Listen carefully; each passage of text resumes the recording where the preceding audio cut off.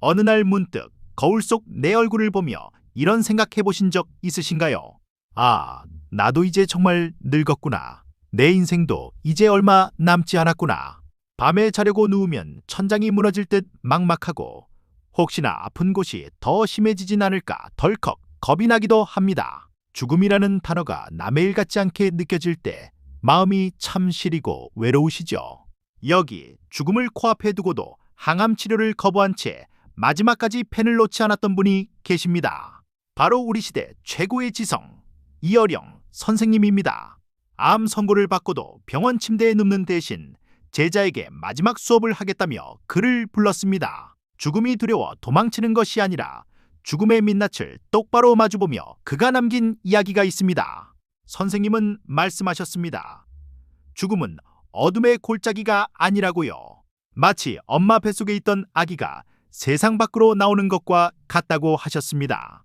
뱃속의 아기 입장에서는 탯줄이 끊어지는 게 죽음 같겠지만 사실은 더 넓은 세상으로 나가는 탄생인 것처럼 말이죠. 죽음을 끝이 아니라 우주라는 더 큰 집으로 돌아가는 과정이라고 생각하면 마음이 한결 편안해지지 않으신가요?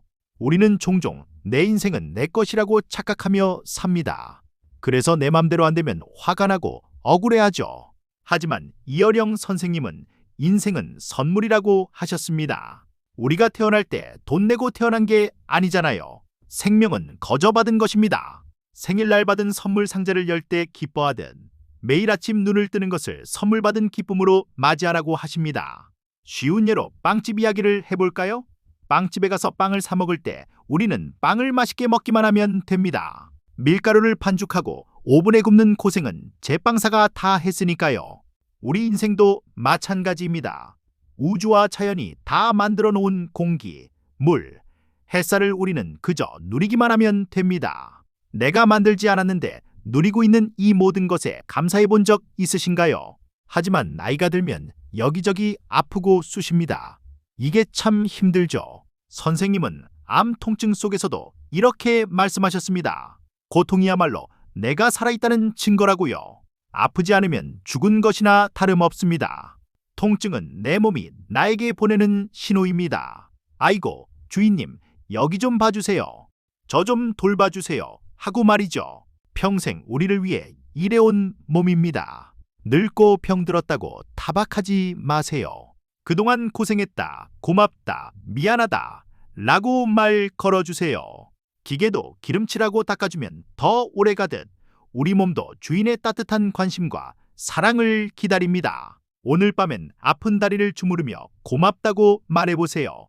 몸이 듣고 반응할 겁니다. 선생님은 손자들과 놀아주면서 깨달았다고 합니다. 아이들은 과거를 후회하지도 미래를 걱정하지도 않습니다. 오직 지금 이 순간 눈앞의 장난감과 아이스크림에 100% 집중하죠. 우리 시니어님들도 그래야 합니다. 어제 일은 잊고 내일 일은 내일 생각하세요. 지금 마시는 커피 한 잔의 향기, 지금 스치는 바람의 시원함, 그것만이 진짜 내 것입니다. 우리는 평생 무엇인가를 가지려고 애쓰며 살았습니다. 집도 늘려야 하고 통장 잔고도 채워야 했죠. 이것을 해빙, 즉 소유의 삶이라고 합니다. 하지만 이제는 비잉, 즉 존재의 삶을 살 때입니다. 무엇을 가졌냐가 아니라 내가 어떤 사람으로 존재하느냐가 중요합니다. 꽃은 꿀을 모으려고 피는 게 아닙니다. 그냥 꽃으로 존재하기에 아름다운 것입니다. 혼자라고 느껴질 때가 많으시죠? 하지만 우리는 모두 연결되어 있습니다. 아침에 먹은 밥은 농부가, 입고 있는 옷은 누군가가 만들었습니다. 우리는 절대 혼자 살 수 없습니다.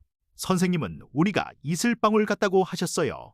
아침 햇살에 반짝이는 수많은 이슬방울들이 서로 비추고 있듯이 나라는 존재는 누군가에게 비친 모습입니다. 주변 사람들에게 따뜻한 미소 한번 보여주세요. 그게 바로 나를 빛나게 하는 길입니다. 살면서 맺힌 응어리 아직도 가슴에 품고 계신가요? 미워하는 마음은 내 마음의 감옥입니다. 죽음을 앞둔 시점에서 가장 필요한 건 용서입니다. 남을 위해서가 아니라 나를 위해서요. 무거운 짐을 내려놓아야 가볍게 떠날 수 있습니다. 그래, 그땐 그럴 수밖에 없었겠지 하고 툭 털어버리세요. 마음의 짐을 내려놓는 순간 진정한 자유가 찾아옵니다. 선생님은 마지막 순간까지 럭셔리하게 살라고 하셨습니다. 비싼 명품을 두르라는 게 아닙니다.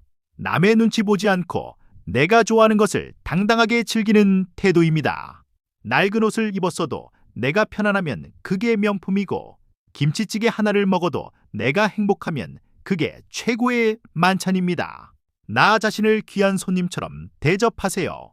여러분은 그럴 자격이 충분합니다. 죽음이 다가올 때 두려움 대신 호기심을 가져보면 어떨까요? 선생님은 죽음을 낯선 곳으로의 여행이라고 표현하셨습니다.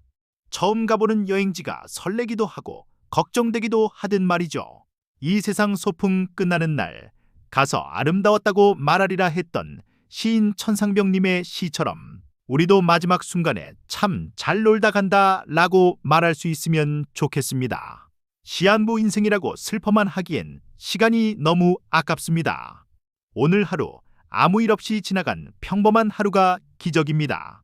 숨 쉴 수 있고 걸을 수 있고 볼 수 있다는 사실에 감격하세요. 내일은 없을 수도 있습니다. 그러니 오늘 가장 좋은 옷을 입고 가장 맛있는 음식을 드세요. 매일매일이 내 인생의 가장 젊은 날이자 최고의 축제입니다. 떠나기 전 꼭 남겨야 할 것은 돈이나 땅이 아닙니다. 바로 사랑한다는 말입니다. 쑥스러워서 타이밍을 놓쳐서 하지 못했던 말들을 지금 하세요. 배우자에게, 자녀에게, 그리고 친구에게 고마웠다, 사랑한다, 미안하다. 이 세 마디면 충분합니다. 이 말이 남은 사람들에게는 평생을 살아갈 따뜻한 불씨가 될 것입니다. 이어령 선생님은 밤하늘의 별을 보며 위안을 얻으셨다고 합니다. 저 수많은 별 중 하나가 나를 비추고 있다고 생각해 보세요. 우리는 우주 먼지에서 왔다가 다시 우주로 돌아가는 존재입니다. 사라지는 것이 아니라 원래 있던 곳으로 돌아가는 것입니다. 그러니 너무 슬퍼하지 마세요. 우리는 별이 되어 다시 만날 테니까요. 오늘부터 작은 습관 하나 만들어 볼까요? 잠들기 전 오늘 하루 감사했던 일 3가지만 떠올려 보세요. 밥이 맛있어서 감사, 다리가 덜 아파서 감사, 손자 전화가 와서 감사. 거창할 필요 없습니다. 감사는 두려움을 밀어내는 가장 강력한 치료제입니다.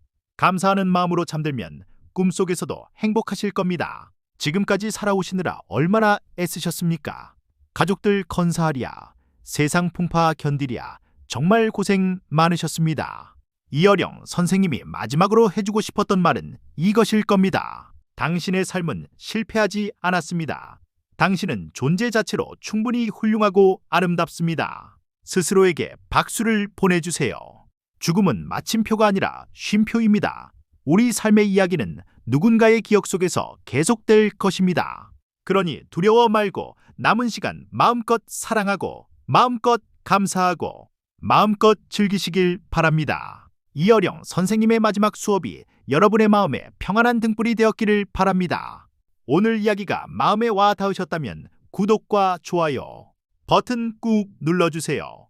주변에 위로가 필요한 친구분들에게도 공유해 주시면 큰 힘이 됩니다. 오늘 하루도 선물처럼 소중하게 보내세요. 감사합니다.